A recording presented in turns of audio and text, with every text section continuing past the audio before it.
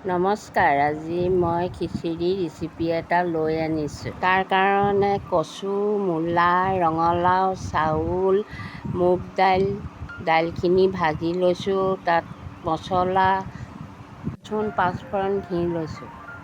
এতিয়া গৰম পানীখিনিত মই দাইলখিনি ঢালি দিছোঁ। এতিয়া মই চাউলখিনি দিছোঁ। এতিয়া কাটি ৰখা চব্জিখিনি, মূলা, কচুখিনি, ৰঙালাও দি দিছোঁ।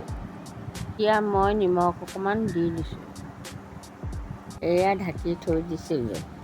এতিয়া আপোনালোকে দেখিছে তৈয়াৰ হৈ গৈছে। এতিয়া কেৰাহী এটা পাতি তাত তেল অলপমান দিছোঁ, শুকান জলকীয়া, তেজপাত, ৰচুন, পাঁচফোৰণ আৰু আদাখিনি দি দিছোঁ। এতিয়া ভালদৰে মই গোটেইখিনি মিহলাই লওঁ। এতিয়া মই শুকান জলকীয়া গুড়ি, জিৰা গুড়ি আৰু হালধি গুড়ি দি দিছোঁ। এইখিনি হোৱাৰ পিছত খিচিৰিখিনিত মই এইখিনি ঢালি দিছোঁ। গোটেইখিনি ঢলাৰ পিছত মই খিচিৰিখিনি মিহলাই লওঁ। এতিয়া মোৰ খিচিৰিখিনি হৈ গৈছে। লাষ্টত মই অকণমান ঘি দি দিছোঁ। এতিয়া ভালদৰে মিহলাই মোৰ খিচিৰি হৈ গ'ল।